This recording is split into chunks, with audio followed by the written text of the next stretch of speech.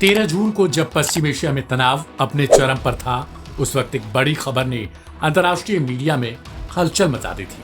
खबर थी कि ईरान के 3 शीर्ष सैन्य अधिकारी admiral Ali Shamkhani, general Ismail Qaani और जनरल अब्दुल रहीम मुसीवी इस्राएली मिसाइल हमले में मारे गए। यह हमला 13 जून को हुआ था।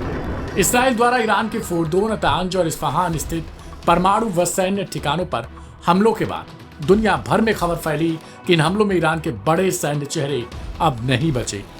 इस्राएली मीडिया और कुछ पश्चिमी पत्रकारों ने इस दावे को बड़ी रणनीतिक जीत करार दी।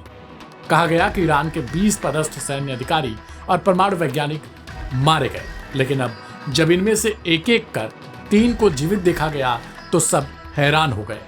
सवाल खड़ा हुआ कि क्या ईरान ने किसी रणनीति के तहत इनके मौत की खबरों पर चुप्पी साधे रखी। इसराइल ने जब ईरान पर स्ट्राइक शुरू की तो ऐसा लगा कि जैसे ईरान का आगे क्या होगा। अमेरिका समेत कई पश्चिमी देशों के न्यूज चैनलों ने इन खबरों को खूब तोल दिया कि अब ईरान के कई कमांडर नहीं बचे। लेकिन कुछ ही दिनों में ईरान ने आधिकारिक पुष्टि की एडमिरल अली शमखानी जिंदा है। उन्हें कुछ चोटें आई थी, लेकिन आईसीयू से ठीक होकर बाहर आ चुके हैं। उन्होंने कहा, हम जिंदा हैं और तैयार हैं। यह हमारी जिम्मेदारी है कि हम जवाब दें। जनरल इस्माइल कानी भी 24 जून को तेहरान की एक रैली में दिखाई दिए। उन्होंने मंच से कहा, हम अभी मैदान में हैं और अगर वक्त आया तो पीछे नहीं हटेंगे। इसके अलावा ईरानी सेना के कमांडर इन चीफ रहे बाघेरी की मौत के बाद जिम्मेदारी जनरल अब्दुल रहीम मुसीवी को दी गई। Aim right, achieve big. At KR Mangalam University, we provide you the platform to turn your dreams into reality. At KR Mangalam University. हालांकि नई जिम्मेदारी मिलने के बाद इनके मौत की खबरें आने लगी, लेकिन अब उन्होंने भी इस खबर का खंडन किया और आर्मी हेडक्वार्टर से एक बयान जारी कर कहा, हम दुश्मनों को जवाब देने के लिए पूरी तरीके से तैयार हैं। यानी कुछ ही दिनों में यह स्पष्ट हो गया कि ये खबरें सिर्फ अफवाहें थीं और ये तीनों अधिकारी जिंदा हैं जिनके मौत की खबरें पश्चिमी मीडिया ने खूब चलाई थीं। अब ये सक्रिय हैं और जवाबी रणनीति में शामिल भी। अब सवाल है कि जिंदा थे तो मौत की खबर फैली कैसे।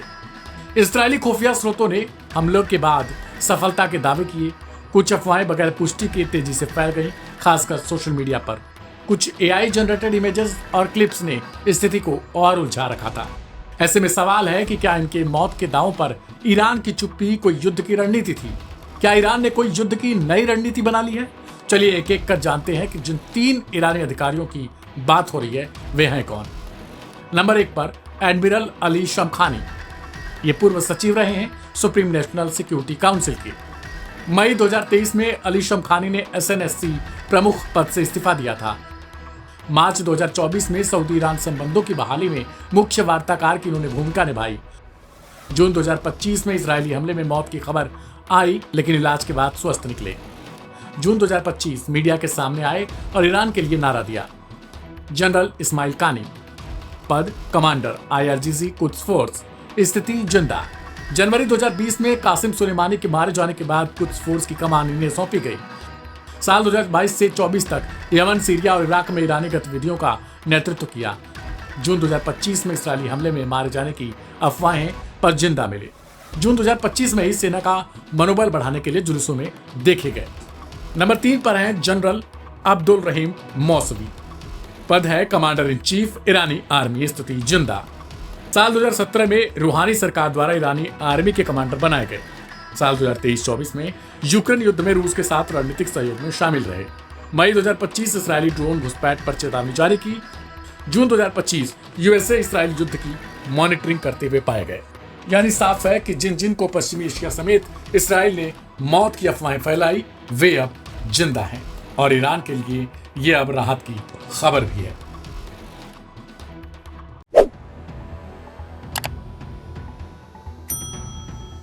नमस्कार, आप देख रहे हैं लाइव हिंदुस्तान। ईरान और इजराइल के बीच 12 दिन तक चले युद्ध के बाद अब जो लंबे चौड़े दावे किए जा रहे थे उनकी एक एक करके पोल खुलती भी नजर आ रही है। आपको याद होगा जब युद्ध दोनों देशों के बीच में चल रहा था तो न सिर्फ इजराइल की तरफ से बल्कि अमेरिका की तरफ से भी, अमेरिकी राष्ट्रपति डोनाल्ड ट्रंप की तरफ से भी बहुत बड़े बड़े लंबे चौड़े दावे किए जा रहे थे। उनमें से एक दावा यह था कि ईरान के सुप्रीम लीडर अली खामनेई का पता ठिकाना हमको पता है, हमें पता है कि वो कहाँ छिपे हैं और जब चाहे हम उनको मार देंगे। इस तरह का दावा इजराइल की तरफ से भी किया गया था और साथ ही अमेरिकी राष्ट्रपति डोनाल्ड ट्रंप ने तो बाकायदा एक ट्वीट करके उन्हें सरेंडर करने की चेतावनी दी थी और साथ ही कहा था कि हमें उनकी लोकेशन पता है। ये ट्वीट भी आप देख सकते हैं जो उन्होंने किया था। लेकिन अब युद्ध खत्म होने के बाद इजराइल क्या कह रहा है? इजराइल कह रहा है कि भाई हमने खोजा था पर वो मिले नहीं, हमें नजर नहीं आए, वरना उनको हम जरूर मार देते। तो पहले दावा ये था कि भाई हमें तो पता है कि कहां है, और अब ये कहा जा रहा है कि दरअसल वो मिले ही नहीं। ये दावा किसने किया, ये बात किसने कही है? दरअसल ये बात कही है इजराइल के रक्षा मंत्री ने। उन्होंने कहा है कि हमने तो आयतुल्लाह अली खामनेई की हत्या करने की पूरी योजना बना ली थी और इसके लिए हमें अमेरिका से भी इजाजत लेने की कोई जरूरत नहीं थी, क्योंकि आपको याद होगा बीच में इस तरह की खबर भी आई थी कि इजराइल मारना चाहता है लेकिन ट्रंप ने वीटो कर दिया है और इस वजह से खामनेई को छोड़ दिया गया है।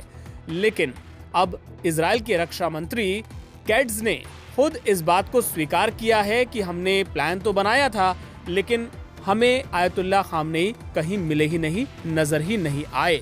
Aim right, achieve big. At KR Mangalam University, we provide you the platform to turn your dreams into reality. At KR Mangalam University. उन्होंने कहा कि खामनेई ने बंकर में छिपकर अपनी जान बचा ली। अब किसी भी देश के बड़े नेता को अगर जान का खतरा होगा दुश्मन देश से, तो जाहिर है उनकी सुरक्षा को देखते हुए कदम वो देश उठाएगा ही। नेतन्याहू को लेके भी इस तरह की खबरें आई थी कि वो भी बंकर में अपनी सुरक्षा के लिए गए हैं। तो जाहिर है ईरान ने भी अपने सुप्रीम लीडर की सुरक्षा के लिए उन्हें सुरक्षित ठिकाने पर पहुंचाया होगा। अब इजराइल कह रहा है कि अगर हमारी नजर में वो आते तो हम उनको जरूर मार देते। हमने उन्हें ढूंढने की कोशिशें की थी लेकिन वो छिप गए। इजरायली रक्षा मंत्री ने एक इंटरव्यू के दौरान कहा, खामनेई को ये पता चल चुका था इसलिए वो अंडरग्राउंड हो गए। यहाँ तक कि खामनेई ने अपने कमांडरों से संपर्क तोड़ दिया, इसलिए अंत में हमने उन्हें छोड़ दिया। ये पूछे जाने पर कि क्या इजराइल ने खामनेई की हत्या के लिए अमेरिका से इजाजत मांगी थी, कैट्ज ने कहा कि इन कामों के लिए उन्हें अमेरिका से अनुमति की जरूरत नहीं है। इसके अलावा उन्होंने क्या कहा? उन्होंने कहा कि अब इजराइल खामनेई को मारने की कोशिश नहीं करेगा क्योंकि युद्ध विराम के पहले और युद्ध विराम के बाद दोनों स्थितियों में अंतर हो जाता है। हालांकि उन्होंने ये जरूर कहा खामनेई को चेतावनी देते हुए कि वो बंकर में ही रहें।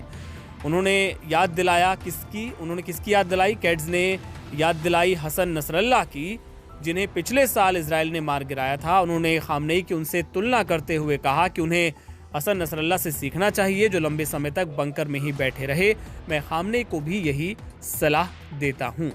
लेकिन इजराइल अब चाहे कुछ भी कहे, आयतुल्लाह खामनेई ने कल एक राष्ट्र के नाम संदेश भी दिया था जिसमें उन्होंने अमेरिका को जमकर लताड़ा था। उनका वीडियो बाकायदा सामने आया है और खबरें इस तरह की भी हैं कि बहुत जल्द वो सामने आ सकते हैं। और मुहर्रम का महीना चूंकि शुरू हो चुका है और जो शहीद हुए थे, बड़े जो कमांडर्स, परमाणु के जो वैज्ञानिक शहीद हुए थे ईरान में, उनको अभी सुपुर्दे खाक किया जाना है। उस कार्यक्रम में भी वो शामिल हो सकते हैं और बहुत जल्द सार्वजनिक तौर पे खामनेई नजर आने वाले हैं। इससे जुड़े तमाम अपडेट्स आपको आगे भी दिखाते रहेंगे। आप देखते रहिए लाइव हिंदुस्तान।